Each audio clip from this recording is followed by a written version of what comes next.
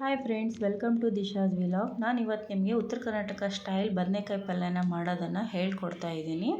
So ಮೊದಲಿಗೆ ಬದನೆಕಾಯಿನ ಉದ್ದುದ್ದಾಗಿ ಹೆರ್ಚ್ಕೋಬೇಕು friends. ಉದ್ದುದ್ದಾಗಿ ಇದನ್ನ ಉಪ್ಪು ನೀರಲ್ಲಿ ಹಾಕೋದ್ರಿಂದ ಬದನೆಕಾಯಿ ಕಪ್ಪಾಗಲ್ಲ. ಸೊ ಕ್ಯಾರೆಟ್ನ ಹೆಚ್ಚಿಟ್ಕೊಂಡಿದ್ದೀನಿ. ಕ್ಯಾರೆಟ್ನ ನಾನು ಮಕ್ಕಳಿರೋದ್ರಿಂದ ಮಕ್ಕಳು ತಿಂತಾರೆ ಅಂತ ಹೇಳಿಬಿಟ್ಟು ಕ್ಯಾರೆಟ್ನ ಆ್ಯಡ್ ಮಾಡಿದ್ದೀನಿ. ಇದು ಕೂಡ ರುಚಿ ಚೆನ್ನಾಗಿ ಬರುತ್ತೆ ಕ್ಯಾರೆಟ್ ಹಾಕೋದ್ರಿಂದ. ಸೊ ಆನಿಯನ್ನ ಉದ್ದುದ್ದಾಗಿ ಹೆರ್ಚ್ಕೊಂಡಿದ್ದೀನಿ. ಟೊಮೆಟೊ ಕೂಡ ಉದ್ದುದ್ದಾಗಿ ಹೆರ್ಚ್ಕೋಬೇಕು. ಆಮೇಲೆ ಕರಿಬೇವು, ಕೊತ್ತಂಬರಿನ ಇಟ್ಕೊಂಡಿದ್ದೀನಿ. ಸೊ ಈ ರೀತಿಯಾಗಿ ಬದನೆಕಾಯಿನ ಉಪ್ಪು ನೀರಲ್ಲಿ ಹಾಕಿಡಬೇಕು. ಇವಾಗ ಎಣ್ಣೆನ ಬಿಸಿ ಮಾಡೋಕ್ಕೆ ಇಟ್ಟಿದ್ದೀನಿ. ಎಣ್ಣೆ ಬಿಸಿ ಆದಮೇಲೆ ಜೀರಿಗೆ, ಸಾಸಿವೆ ಹಾಕಿ ಚಟಪಟ ಅಂತ ಫ್ರೈ ಆದಮೇಲೆ ಇದಕ್ಕೆ ನಾವು ಹೆಚ್ಚಿಟ್ಕೊಂಡಿರೋವಂಥ ಆನಿಯನ್ನು ಮತ್ತು ಕರಿಬೇವನ್ನ ಹಾಕಿ ಸ್ವಲ್ಪ ಫ್ರೈ ಮಾಡ್ಕೊಳ್ಳಿ. ತುಂಬ ಬ್ರೌನಾಗಿ ಫ್ರೈ ಮಾಡ್ಕೋಬೇಡಿ ಫ್ರೆಂಡ್ಸ್. ಅದಾದಮೇಲೆ ಇದಕ್ಕೆ ನಾನು ಉದ್ದುದ್ದಾಗಿ ಹೆಚ್ಕೊಂಡಿರೋವಂಥ ಕ್ಯಾರೆಟ್ನ ಹಾಕಬೇಕು. ಹಾಕಿದ ಮೇಲೆ ಇದನ್ನ ಸ್ವಲ್ಪ ಬೆಂದಾದಮೇಲೆ ಉದ್ದುದ್ದಾಗಿ ಹೆಚ್ಕೊಂಡಿರುವಂಥ ಟೊಮೆಟೊನ ಹಾಕಿಬಿಟ್ಟು ಒಂದು 2 ನಿಮಿಷ ಬೇಯಿಸ್ಕೋಬೇಕು. 2 ನಿಮಿಷ ಬೆಂದಾದಮೇಲೆ ಈ ರೀತಿಯಾಗಿ ಬೆಂದಾದಮೇಲೆ ನಾವೇನು ಹೆಚ್ಚಿಟ್ಕೊಂಡಿರುವಂಥ ಬದನೆಕಾಯಿನ ಉಪ್ಪು ನೀರಲ್ಲಿ ಇಟ್ಕೊಂಡಿರ್ತೀವಿ ಅದನ್ನು ಒಗ್ಗರಣೆಗೆ ಹಾಕಿಬಿಟ್ಟು ಒಂದು 2 ನಿಮಿಷ ಬೇಯಿಸ್ಕೋಬೇಕು. 2ರಿಂದ 3 ನಿಮಿಷ ಬೇಯಿಸ್ಕೊಂಡು ಈ ರೀತಿಯಾಗಿ ತಿರುಗಿಬಿಟ್ಟು ಚೆನ್ನಾಗಿ ತಿರುಗಿದ್ಮೇಲೆ ಈ ಥರ ಬೆಂದಾದಮೇಲೆ ಬೆಂದಮೇಲೆ ಅರಿಶಿನ, ಆಮೇಲೆ ರುಚಿಗೆ ತಕ್ಕಷ್ಟು ಉಪ್ಪನ್ನು ಹಾಕ್ಕೊಳ್ಳಿ.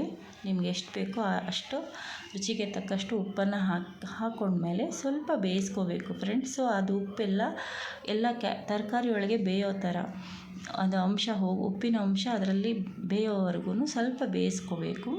ಸೊ ಇದರಿಂದ ಸ್ವಲ್ಪ ಚೆನ್ನಾಗಿ ಬೇಯುತ್ತೆ ಎಲ್ಲನೂ.